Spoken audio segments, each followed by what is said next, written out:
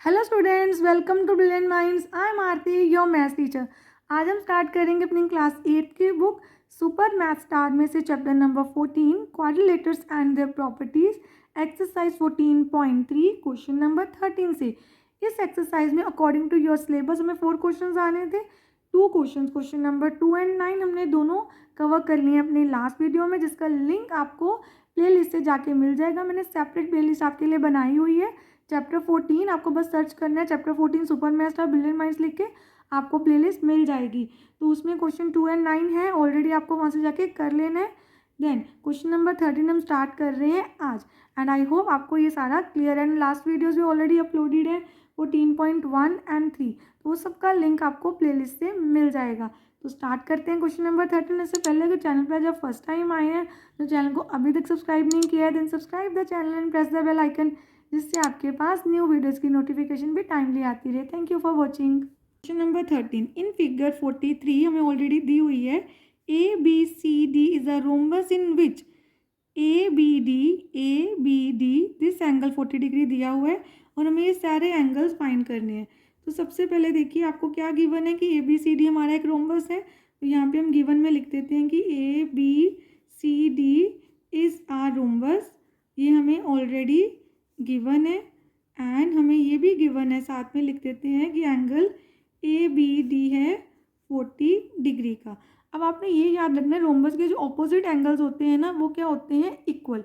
तो अगर ये पूरा एंगल बी पूरे डी के इक्वल होगा ए सी के, बट अभी हमें पूरे एंगल्स नहीं चाहिए। अब देखिए यहाँ पर आपके पास ये एंगल 40 और हमें फाइंड कौन सा करना है, बी ए सी। आपको ये एंगल फाइंड करना है। तो हमें देखना है ये एंगल हम कैसे फाइंड करेंगे। सबसे पहले इस एंगल पे ही देखते हैं। तो आपको सिर्फ ये एंगल पता है। अब एक सबसे इम्पॉर्टेंट प्रॉपर्टी कि उन्होंने बोला हुआ है कि ए बी सी डी एक रोम्बस है। जो रोम्बस होता है उसके डायगोनल्स 90 डिग्री पे बाइसेक्ट करते हैं।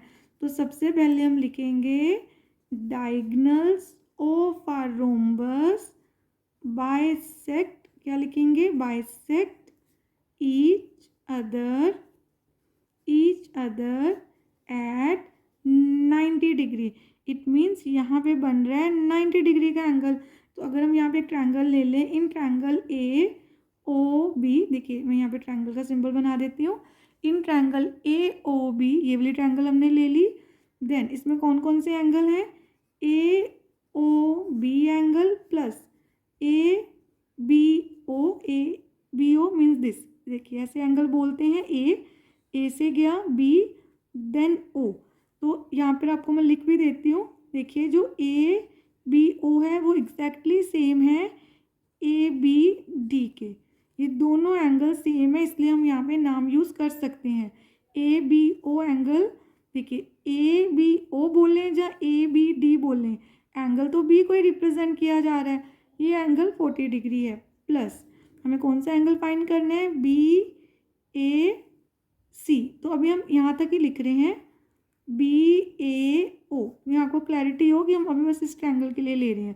तो मैंने बी ए ओ ही लिखा है, is equal to 180 degree. Reason ये 180 डिग्री क्यों है, क्योंकि यहाँ पे हमें प्रॉपर्टी भी लिखनी थी, अभी ऊपर लिख देते हैं। यहाँ पे रह गई हमारी लिखने वाली। आप डायरेक्टली इसको angle sum property of triangle भी लिख सकते हैं, और हम ये भी लिख सकते हैं, पहले इन ट्रायंगल ए ओ भी लिखे, फिर ये लाइन लिखनी है, देन आप नीचे एंगल्स लिखेंगे। Sum of angles of a triangle के एंगल्स का सम कितना होता है, 180 डिग्री, इसलिए हमने यहाँ पे 180 डिग्री लिखा है। अब आप देखिए ए ओ बी की वैल्यू कितनी है, 90 डिग्री। कैसे पता चला हमें, डायगोनल बाइसेक्ट करते हैं। प्लस बी एंगल की वैल्यू ऑलरेडी पता है 40 डिग्री। बी ए ओ कैसे आएगा हमारे पास, आपको इन दोनों को ऐड करना है। देखिए ऐड करके 130 आ गया और जाके 180 में से माइनस कर देंगे। तो अब हमें क्या करना है, 180 में से 130 को सब्ट्रैक्ट, ये नेक्स्ट स्टेप में लिखेंगे, यहाँ नहीं लिखना। तो बी ए ओ को ऐसे लिखा रहने देना है, 180 माइनस 130, तो आपके पास आ गया 50 डिग्री। तो हमने ये एंगल 50 डिग्री फाइंड कर लिया। देखिए अगर बी ए ओ 50 है तो बी ए सी भी 50 होगा। तो हम लिख सकते हैं बी ए सी, मतलब यहाँ पे लिख दोगे बी ए ओ सेम है बी ए सी के, तो हमारे पास बी ए सी भी आ गया 50 डिग्री। तो ये पार्ट 1 हमने सॉल्व कर लिया यहाँ पे, BAC फाइंड करके 50 डिग्री। अब नेक्स्ट आपको फाइंड करना है BCD, ये पूरा एंगल BCD। अब आपने ये देखना है कैसे फाइंड करें। सबसे पहले अगर हमारे पास ये दोनों आ जाए तो हम इनको ऐड करके कर सकते हैं, क्योंकि हमारे पास ये दोनों एंगल्स नहीं ना गिवन है। तो अब आपको क्या करना है, सबसे पहले देखिए, अब आप देखिए सबसे पहले आपको ये प्रॉपर्टी ध्यान से देखनी है कि ये रोम्बस है, रोम्बस की साइड सेम होती है। तो अब सेकंड को प्रूव करने के लिए सबसे पहले हम लिखेंगे, जब सेकंड एंगल को हमने भी प्रूव करना स्टार्ट करना है, मतलब वैल्यूज़ की फाइंड करनी है, तो सबसे पहले हम लिखेंगे इन ट्रायंगल ABC। देखिए कौन सी ट्रायंगल ली मैंने, ABC, दिस ट्रायंगल। तो अब अगर ध्यान से देखिए ये ABC ट्रायंगल में AB साइड BC के इक्वल है, both are equal, this is equal to this, reason sides of rhombus, ये रोम्बस की साइड्स है इसलिए ये इक्वल है। अगर साइड्स इक्वल हैं तो इनके जो बेस एंगल्स होते हैं वो भी इक्वल होते हैं। बेस एंगल मीन्स व्हाट, देखिए ये side AB and side BC कहाँ मीट कर रही है, B पे। तो B को छोड़ के बाकी दोनों कौन से हैं, A एंड C, ये पार्ट ये दोनों इक्वल होंगे, विच मीन्स जो BAC एंगल है वो इक्वल होगा किस एंगल के, नहीं यहाँ पर ये B है ना, B, इसको हम बोलेंगे BCA के। ये जो एंगल है BAC, ये एंगल किसके इक्वल होगा, BCA के। तो BCA भी आ गया हमारे पास 50 डिग्री। वाई, बिकॉज ये 50 था। रीज़न आप लिखेंगे angles opposite to equal opposite sides, ये भी क्या होता है, इक्वल। तो हमने ये एंगल भी फाइंड कर लिया 50 डिग्री। अब हमें फाइंड करना है ये एंगल। इसके लिए देखिए हम क्या करेंगे, हम बोलेंगे कि जो रोम्बस होता है, देखिए रोम्बस की बहुत सारी प्रॉपर्टीज याद करनी है। एक कि साइड्स इक्वल है, ये ट्रायंगल यूज़ हो, यहाँ पे मैं ट्रायंगल यूज़ करी, साइड्स इक्वल है तो बेस एंगल इक्वल होंगे।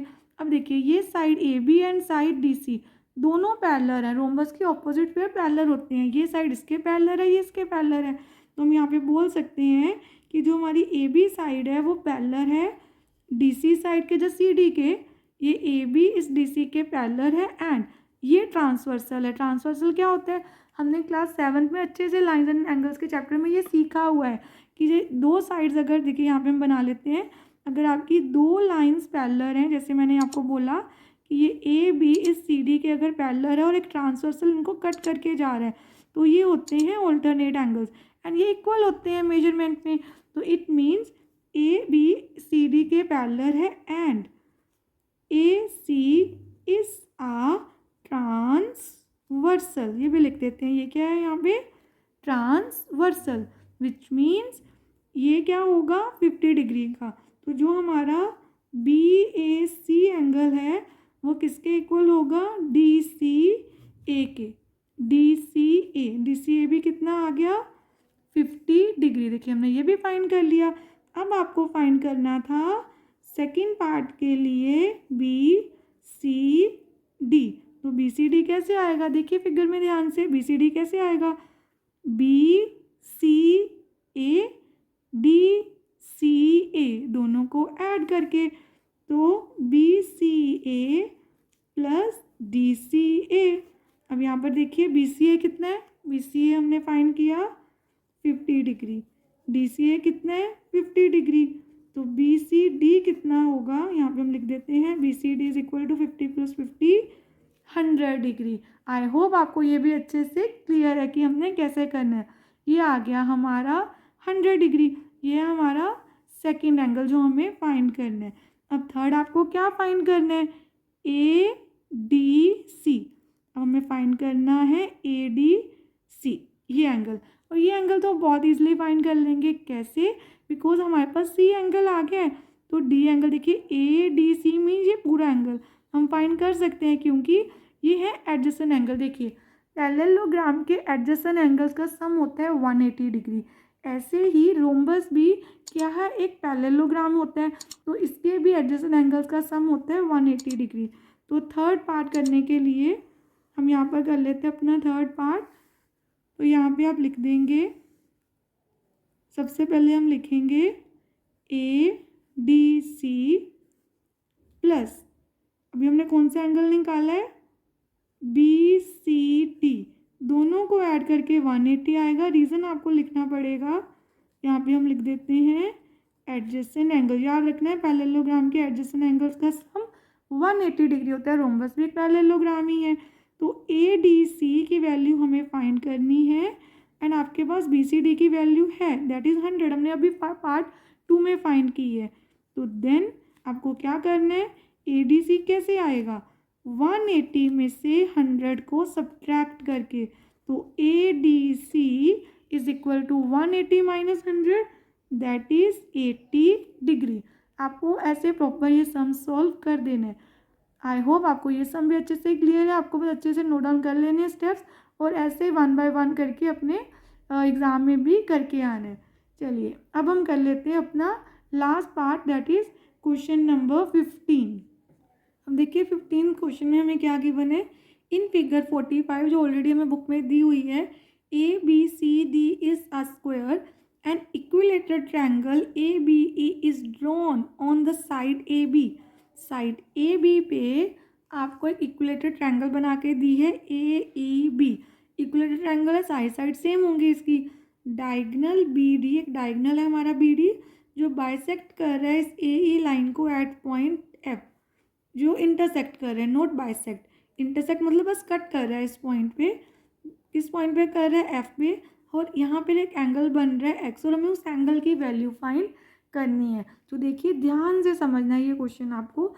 सबसे पहले हमें पता है कि ये स्क्वायर है, ABCD is a square and ABE is an equilateral triangle। ये दो चीज़ें हमें गिवन है। अब आपने याद रखना है कि स्क्वायर के सारे एंगल 90 डिग्री के होते हैं एंड इक्विलेटरल ट्रायंगल के सारे एंगल 60 डिग्री के होते हैं। उसी को यूज़ करके हम अपना क्वेश्चन कंप्लीट करेंगे। तो सबसे पहले ये है हमारी एक इक्विलेटरल ट्रायंगल जिसका ईच एंड एवरी पार्ट क्या होगा, एंगल ये होंगे। जैसे ये एंगल हो गया, ये पूरा एंगल, और ये 60 डिग्री होंगे। ऐसे ये पूरा ABCD 90 डिग्री होंगे। अब आप देखिए सबसे पहले हम बोल सकते हैं कि जो हमारे पास देखिए in triangle ABE angle AEB जो है वो 60 डिग्री है, because angles of equilateral triangle. तो इक्विलेटरल ट्रायंगल के एंगल्स भी क्या होंगे, सारे एंगल 60 डिग्री के होते हैं। तो ये एंगल हमारे पास आ गया 60 डिग्री। देन अब आप देखिए जो हमारे पास स्क्वायर है, तो इसके बाद हम बोल सकते हैं कि ABCD इज अ स्क्वायर, ये भी हमें गिवन है। तो अगर ये स्क्वायर है तो जो पूरा एंगल है ABC वो होगा 90 डिग्री का, ये एंगल पूरा एंगल भी। हम इसकी बात नहीं कर रहे हैं, किसकी बात कर रहे हैं, ये पूरे एंगल की। ये पूरा एंगल हमारे पास होगा 90 डिग्री का। बट अब ध्यान से देखिए ये 90 डिग्री का एंगल है, रीज़न तो आपको पता ही है, angles of a square, square के एंगल 90 डिग्री के होते हैं। देन अब देखिए जो BD है, BD is a diagonal of a square. तो ये डायगोनल है स्क्वायर में, तो जो डायगोनल होता है स्क्वायर का वो क्या करता है, उसके एंगल्स को बाइसेक्ट करता है। तो हम लिखेंगे BD क्या कर रहा है, बाइसेक्ट कर रहा है एंगल BAC को। तो आप एंगल BAC को बाइसेक्ट कर रहा है, मतलब 2 पार्ट्स में डिवाइड कर रहा है। BD is a diagonal of a square and diagonals bisect angles, सारे एंगल्स को, ठीक है, सारे एंगल्स को क्या करते हैं, डायगोनल बाइसेक्ट ईच एंगल। वो ईच एंड एवरी एंगल को क्या करते हैं, बाइसेक्ट। डायगोनल्स, दोनों डायगोनल्स में एक ड्रॉ किया, दोनों डायगोनल्स होंगे वो बाइसेक्ट करेंगे।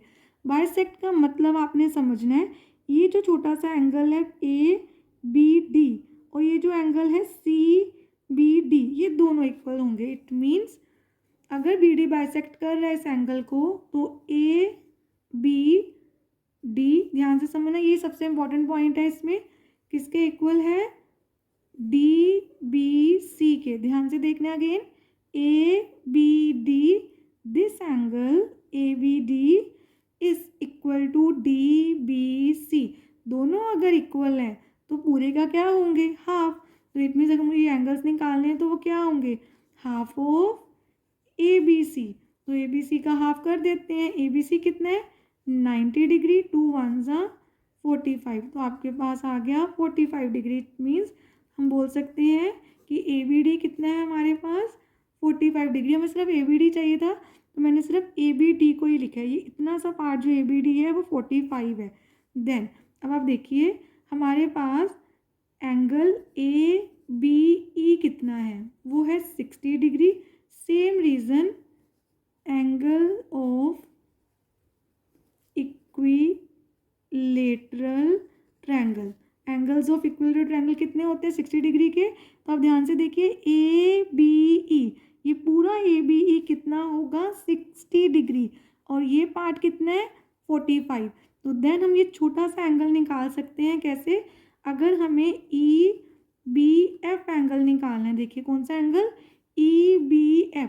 तो कैसे आएगा? ABE में से, इस पूरे में से ABE में से माइनस कर देंगे ABD। इट मीन्स आपको क्या करना है? 60 में से किसको माइनस कर देना है? 45 को। तो हमारे पास EBF आ जाएगा। तो EBF आपके पास आ गया माइनस करने के बाद 15 डिग्री। आई होप आपको यहाँ तक अच्छे से क्लियर है। तो देखिए हमारे पास ये एंगल, छोटा सा एंगल आ गया 15 डिग्री। अब आपको क्या करना है, हम यहाँ पर फर्दर पूरा सॉल्व कर लेते हैं। तो आपको अब लिखना है यहाँ पे इन ट्रायंगल, जो छोटी सी ट्रायंगल हमें दिख रही है, in triangle EBF, in triangle EBF। अब आपके पास यहाँ कौन कौन से एंगल है? देखिए ये एंगल 60 है तो इसका नाम था AEB, तो उसकी जगह पे आप F से भी लिख सकते हैं, एक ही बात है। तो FEB एग्जैक्टली देखने पर पता चल रहा है 60 डिग्री है, प्लस ये एंगल जो अभी अभी हमने निकाला उसका क्या नाम है? EBF, प्लस इस एंगल का भी आप नाम, देखिए अगर आपको नाम रखने से डिफिकल्ट लगते हैं ना तो आप फिगर में 1 2 3 करके नाम रख सकते हैं, बट हम सारे नेम से भी रखा तो सीधा लिख देते हैं BFE। तो ये हो गया BFE। इन सबको ऐड करके आएगा 180 degree. Same angle sum property, आप सीधा एंगल सम प्रॉपर्टी लिख सकते हैं जहाँ आप लिख सकते हैं sum of angles of a triangle is equal to 180 degree और angle sum property. Angle sum property क्या रिप्रेजेंट करती है कि ट्रायंगल के तीनों एंगल्स का सम 180 डिग्री होता है। अब यहाँ पर आपको क्या करना है, इसके बाद देखिए ये हमारे पास आ गया FEB कितना है? E पे देखिए 60 डिग्री का एंगल है, इस B पे छोटा सा एंगल कितने का है? 15 डिग्री का। तो BFE as it is equal to 180 degree. अब हम ऐसे भी कर सकते थे इस क्वेश्चन को, देखिए मैं आपको एक और वे से करवा दूंगी, आपको जो इजी लगेगा आप फॉलो कर सकते हैं। 75 आ गया, देन 180, तो BFE is equal to what? 180 minus 75, हमारे पास आया 105। ये आ गया हमारे पास 105। अब देखिए x और ये एंगल 105 एक लीनियर पेयर बना रहे हैं ऐसे सीधा, तो आपको क्या करना है? आपको सिंपल लिखना है BFE जो हमने फाइंड किया plus x is equal to 180 degree linear pair. Linear pair भी हमने क्लास 7th में की है कि एक स्ट्रेट लाइन पे अगर दो एंगल्स आ रहे हैं तो उनका सम 180 डिग्री होगा। इसकी वैल्यू है आपके पास 105 और हमें x की वैल्यू चाहिए, तो सिंपली आपको क्या करना है? 180 में से 105 को माइनस कर देना है। तो देखिए x की वैल्यू आ गई 75 डिग्री। तो ये हमने क्वेश्चन नंबर 15 का भी x की वैल्यू फाइंड कर ली है। अभी मैंने आपको बोला था एक और मेथड भी है x की वैल्यू फाइंड करने का। कैसे? सबसे पहले ये तो आपको फाइंड यहाँ तक आपको फाइंड करना था, ये हमने कर लिया ना 15। इसके बाद देखिए ये हमने कितना भी फाइंड किया था 15। अब सबसे इजी वे करते हैं, अगर आपको ये स्किप करना है, ये नहीं हमने करना, दो वे हैं, एक तो ये कर लें, अगर हमें ये नहीं करना और हम कैसे कर सकते हैं, इसी ट्रायंगल में यहाँ पे लिखेंगे इन ट्रायंगल। तो आपको अगर ये इजी लग रहा है तो ये करेंगे हम BEF, देखिए सेम BEF चाहे EBF लिखें एक ही बात है, ट्रायंगल का नाम तो वैसे ही बनना है, तो मैंने यहाँ पे लिख लिया BEF ट्रायंगल, ठीक है। BEF ट्रायंगल में अगर हम ध्यान से देखें तो ये एक्सटीरियर एंगल है। देखिए मैं छोटी सी ट्रायंगल आपको बना के दिखाती हूँ, ऐसे बनी हुई है हमारी ट्रायंगल, ये है E, यहाँ पर F है और ये लाइन एक्सटेंडेड है, बाहर है X, यहाँ पर है 60 डिग्री और ये B पॉइंट पे है 15 डिग्री। तो एक्सटीरियर एंगल प्रॉपर्टी भी हमने ऑलरेडी की थी क्लास 7th में, क्या थी कि ट्रायंगल के जो एक्सटीरियर एंगल होता है वो उसका सम ऑपोजिट एंगल के इक्वल होता है। तो x किसके इक्वल होगा, 60 + 15 के, तो x आ गया, डायरेक्टली आ गया 75 डिग्री। तो हमें इतना करना ही नहीं है, अगर हम एक्सटीरियर एंगल प्रॉपर्टी अप्लाई कर रहे हैं तो हमें एंगल सम प्रॉपर्टी और लीनियर पेयर अप्लाई नहीं करना पड़ेगा। बस आपको डायरेक्टली लिखना क्या है, जब हम ये अप्लाई करेंगे तो आप यहाँ पे लिख देंगे exterior angle is equal to, हमारा रह गया ना ऊपर लिखने वाला, हम यहाँ पे लिख देते हैं exterior angle is equal to sum of